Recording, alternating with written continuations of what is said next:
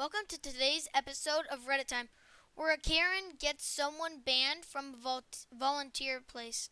I moved from the East Coast and did not have a lot of friends after I came to the Midwest in school, which made me very good at target for bullies. Now, there are two things you want to know about me and people from the East Coast. One, we have a good sense of humor, and we are not afraid to speak out of our minds. Two, we do not take crap from anyone. Anyway, all throughout my school days, from elementary to middle school, I was bullied till they crossed the line, and I put up my fist. But I am disagreeing. This story takes place on my last year of middle school. We were scheduled to do the mandatory fire drills, and all went outside, like the other practice day. However, this guy, we'll call it internal jerk, EJ, had begun throwing rocks at my head before going back to the school. I went to the principal and told him what happened, but he did not believe me, and I was responsible for calling me a liar. This got me a POD. I walked home and told my parents what happened, and their jaws dropped. And it was a good thing their tongues weren't hanging out, because it probably would have snapped off its roller. The next, my parents and one of my few friends as a witness. And I came to the principals, and we realized how holy heck. My friend confirmed the story, and I can see the crap look on my principal's face. When I realized he effed up, my parents told my friend that I can go wait outside the office so they can have a chat. I gotta be honest, as I sat there with my friend, my parents were chewing onto him and said, if you don't pull that thumb out of your butt and do something and call our son a liar ever again, we will have a lawsuit down on your head. I was smiling, so trying not hard enough to laugh. The principal called internal jerk inside his office and called his parents. Before they even walked into the principal's office, I smiled like the Joker and said, "Good luck." And he was immediately suspended. My parents took me home and told off the principal that EJ was ready to lose control of their bodily functions. After school, my friend got to stray the night as thank you. But the story doesn't end there. Fast forward to the end of the senior year in high school. Unlike elementary or middle school, I enjoyed high school. I chose my career path as an actor, voice actor, and also joined I also joined Taekwondo school to help with my acting. After 2 years and an official first-degree black belt, all was right at rain before fate has been extra kind to me because I had reunited with my one and only friend from elementary school, my future girlfriend. I started hanging out with her as my friend and met her family. They loved me, and they knew I would make the perfect couple. However, there was a monkey wrench for making that happen. She had a boyfriend. As first I heard about this, I didn't want to be a creep about it and started showing me the pictures of him. He turned out to be a pale pasture and milk because it was him, internal jerk, me, in middle school. I even brought it up with her parents, and she told me, so it also got a police record. He physically abused her pets, mentally and psychologically. She abuses and hits her sister. Not only threatens to kill her family, but her pets as well, with a sword. And they're very good at target for bullies. Now, there are two things you want to know about me and people from the East Coast. One, we have a good sense of humor, and we are not afraid to speak out of our minds. Two, we do not take crap from anyone. Anyway, all throughout my school days, from elementary to middle school, I was bullied till they crossed the line, and I put up my fist. But I am disagreeing. This story takes place on my last year of middle school. We were scheduled to do the mandatory fire drills, and all went outside, like the other practice day. However, this guy, we'll call it internal jerk, EJ, had begun throwing rocks at my head before going back to the school. I went to the principal and told him what happened, but he did not believe me, and I was responsible for calling me a liar. This got me a POD. I walked home and told my parents what happened, and their jaws dropped. And it was a good thing their tongues weren't hanging out, because it probably would have snapped off its roller. The next, my parents and one of my few friends as a witness. And I came to the principals, and we realized how holy heck. My friend confirmed the story, and I can see the crap look on my principal's face. When I realized he effed up, my parents told my friend that I can go wait outside the office so they can have a chat. I gotta be honest, as I sat there with my friend, my parents were chewing onto him and said, if you don't pull that thumb out of your butt and do something and call our son a liar ever again, we will have a lawsuit down on your head. I was smiling, so trying not hard enough to laugh. The principal called internal jerk inside his office and called his parents. Before they even walked into the principal's office, I smiled like the Joker and said, "Good luck." And he was immediately suspended. My parents took me home and told off the principal that that that EJ was ready to lose control of their bodily functions. After school, my friend got to stray the night as thank you. But the story doesn't end there. Fast forward to the end of the senior year in high school. Unlike elementary or middle school, I enjoyed high school. I chose my career path as an actor, voice actor, and also joined I also joined taekwondo school to help with my acting. After 2 years and an official first degree black belt, all all all was right at rain before fate has been extra kind to me because I had reunited with my one and only friend from elementary school, my future girlfriend. I started hanging out with her as my friend and met her family. They loved me, and they knew I would make the perfect couple. However, there was a monkey wrench for making that happen. She had a boyfriend. First, when I heard about it, I did not want to be a creep about it, and then she showed me the picture of him, and I just turned as pale and as pastured milk because it was him, an internal jerk. When I saw it, I panicked and told her what about he did in middle school. I had brought it up with her parents, and they told me he also got a police record. He physically abuses her pets, mentally and physically. Abuses her and hits on her sister. And not only threatens to kill her family, but her pets as well, with a sword. And they had documents to prove it. The plan goes into action, and we set a trap for him.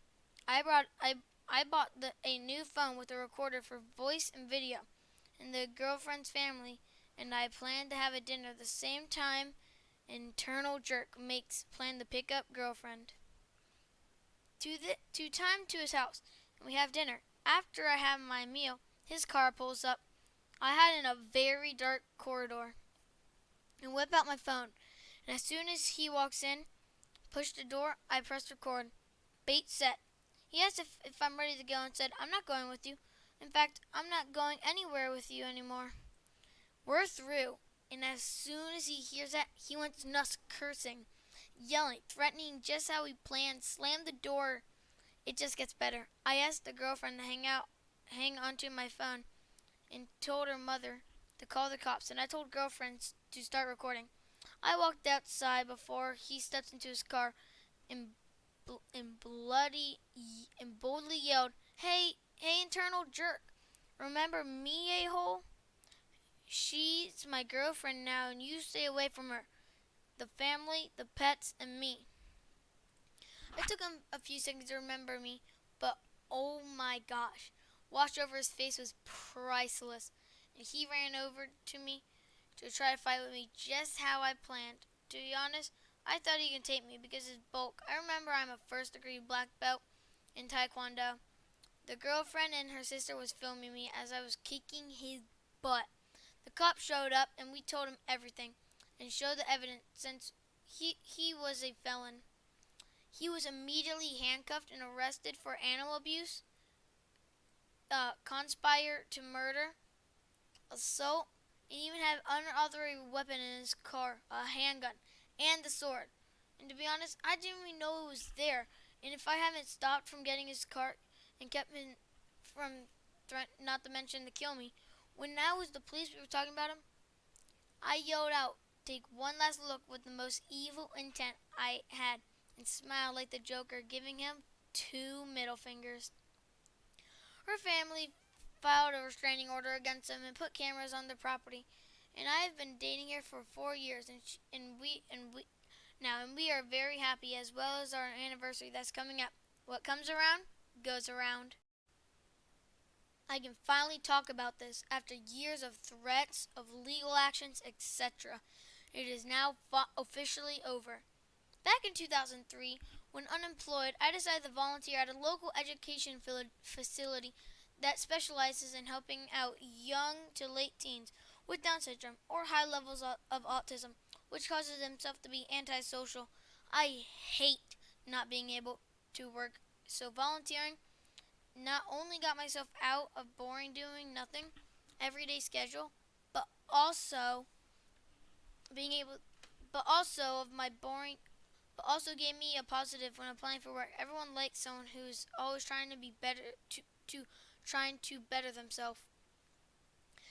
It's a great place with some great people who also volunteer, and the kids are imaginative and show love uncontrollably. The local community was also amazing, donating items, clothes, foods, money to keep the facility running. I got shy of 2 years later. After many people coming and going down and going, Karen appears. The first she had a nice smile, acro moderating. The kids seemed to love her a lot until the jealousy started. Karen didn't understand for the last 2 years I have been doing volunteering. Even when you're doing part-time jobs I could find, so she assumed that I was just recently new. So when the kids always came to me to give me hugs and tell me what they did that day, I just and showed me their art. Well, Karen didn't like this. She was just jealous of my popularity with the kids. She started a spate of things happening. I was a smoker at the time. Not anymore. I quit since 7 years ago. Best thing ever. So rule was make sure lighters, matches, and cigarettes were locked away in lockers at all times. This included medication, mobile phones, anything that could be a bad thing in the wrong hands. Although the kids would tell anyone if someone had that was sitting out in the operation that shouldn't be there, and we would put them away. But this day, Karen had gone manager to HR administrator to say that I had left my cigarettes out with my lighter, an electronic with one unique.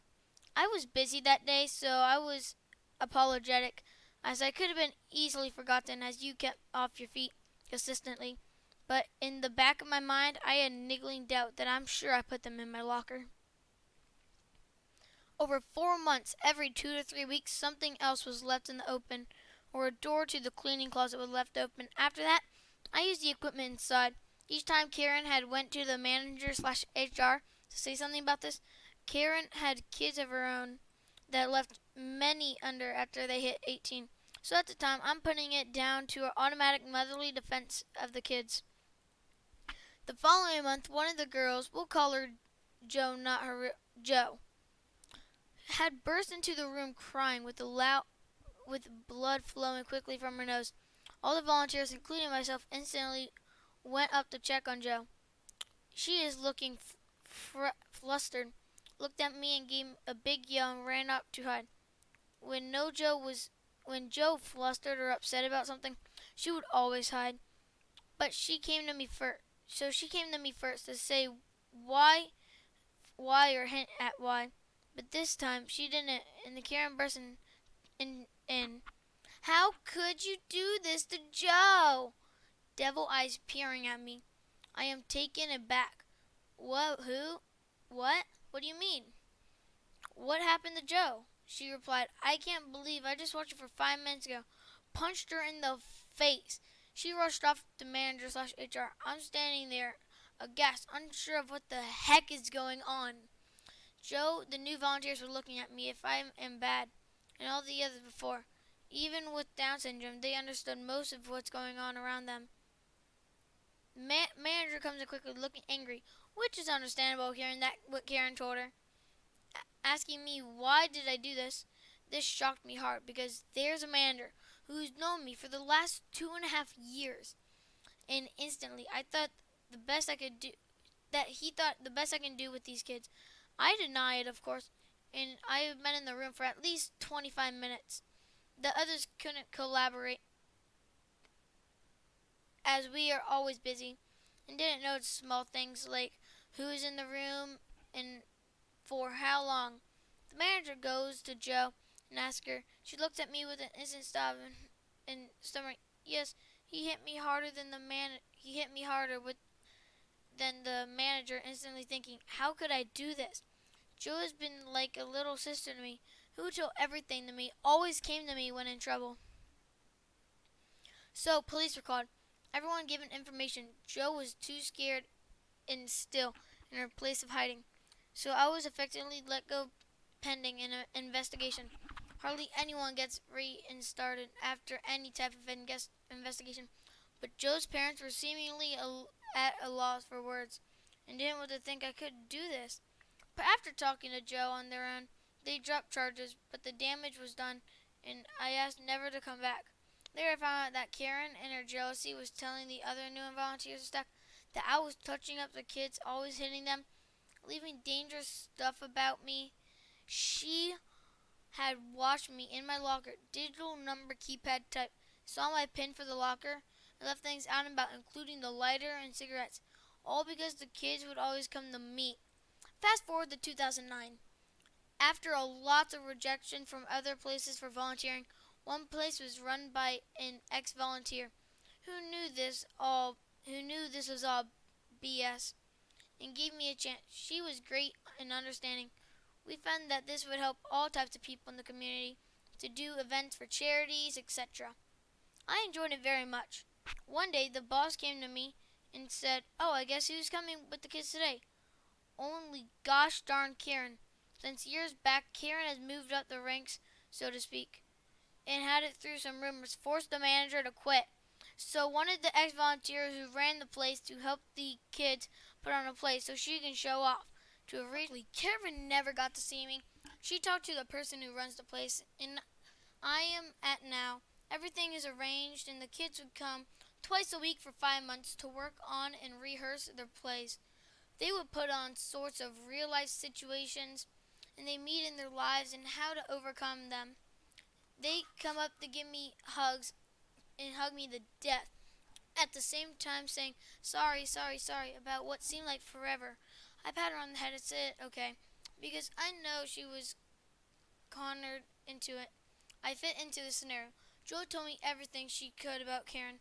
She punched Joe and told her to blame me. She wouldn't. She wouldn't. Then she got punched again. Same spot. This time with a threat to tell it was me or she would never come back here and would go to a really bad place, which was a publicly funded that wasn't really good.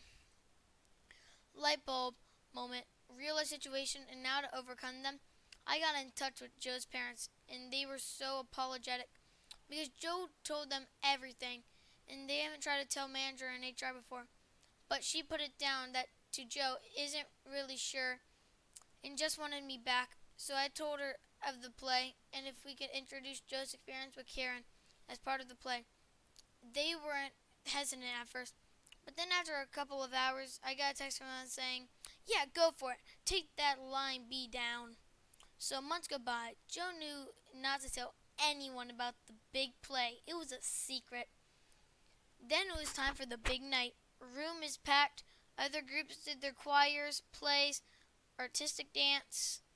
It was a great night. It looked through to be thick wine curtains next to the director. Apparently, this was to make a big break, which was paid position and not volunteer. She was temporarily manager and being paid, but this would solidify it. Then the kids came on. Each group did their own thing. They were amazing people, and they were enjoying it. Some joked around and sure that helped remember. Then Joe was last at a solo performance. Joe stood on the stage in her best voice. My time at blank at X facility by Joe. I am watching Karen through the curtain and she's looking perplexed, forcing a smile at the director who's loving it and is paying super attention to all the kids. Who wouldn't be if you are funding them to the kids? So I stepped into the side of the curtain and eventually Karen's eye met my face and I cheekily waved and then her face became one massive concern. Jo put on her best performance and the piece de resistance was on her solo part about Karen. In the dark, with the light shining on Jo for dramatic effect, she mimicked what happened that day. That hurt me, Karen. Why did you punch me? You did this to me, not blank, of course. Then she covers her nose as she doesn't want to be hit again. No, Karen, don't hit me again. I don't want to leave. I don't want to leave here. I will do it. She stands up straight in crouched defense position. Karen told me to lie and say that blank hit me, or I would go to the bad place. The director's face was unforgettable. He sat down with his jaw literally hanging down from mouth agape. Karen was looking at me, at Jo, and the director back and forward, and you could see her trying to figure out something to save herself. I just walked backstage. Job done. Later, I high-fived Jo and told her, "Good job. You were amazing." She gave me the biggest, cheekiest grin with the thumbs up. Made me tear up. Karen blamed me for obviously making Jo say all these things, and police were called again. But my boss didn't take her side, of course, and allowed me to remain. For years, Karen would always serve me up with some weird summoners to court for one thing or another. I would go and she wouldn't, so I automatically win. Now there's a second ProRevenge here. One of the girls who was at the facility when I was there, we'll call her Meg. She had Down syndrome, but also MS. Sweetest girl ever. She was bullied by Karen to say stuff about me, such even touching her. But Meg wouldn't say no but Meg would say no every single time, even when Karen would pinch her badly on parts of her body like arms, back, neck. Meg's parents thought the kids at the facility were hitting her and gave her a teddy bear. She called it Barry the bear. Barry was special. It had cameras, so she would have the bear if anything bad happened, so she knows she would be okay and not to forget to press the bear's paws to start recording. Anyway, they forgot about it because Meg didn't have any marks anymore, etc. Guess Karen stopped tormenting her. But uncomfortably, Meg lost the battle with MS March last year, and they were going through her things, and they found Barry the bear and remembered why they got it. They went through it, and that's why, and that's what she was recorded. Now back then, things like this did not exist, but were heavy and expensive, and not much storage. Well, Joe was playing with Barry the bear, and Meg allowed her to play with it. They were good friends. Joe must have accidentally pushed the paw to start recording, and on the recording, you can hear Karen in the background coming near. Karen had a policy for telling the kids not to touch things that's not theirs. So Joe must have feared that she'll put Barry on the shelving next to her, and that we didn't see what happened. But I recorded also the sounds, the threats, the audible strikes, the crying. So Meg's parents told me about this and get it good for a legal route to finally get Karen for good. It resulted in going to court, and after a day, they found Karen guilty. But she was banned from working with kids, placed on a register with a record of violence against children for 15 years, and was fined $50,000. And was to pay damages to me, Joe, and Meg's parents. Unfortunately, the stigma I received back never did go away. And I still can't go back to the facility to volunteer, even after the truth. But when I'm okay with the currently going to start a new job, another will volunteer at weekends. But I know that Karen and her ambitious jealousy is now having the worst time ever. Everyone in the community knows what she did, and she has become a bit of recluse and hardly ventures anywhere. Thank you guys for watching today's video. Have an awesome day. Bye!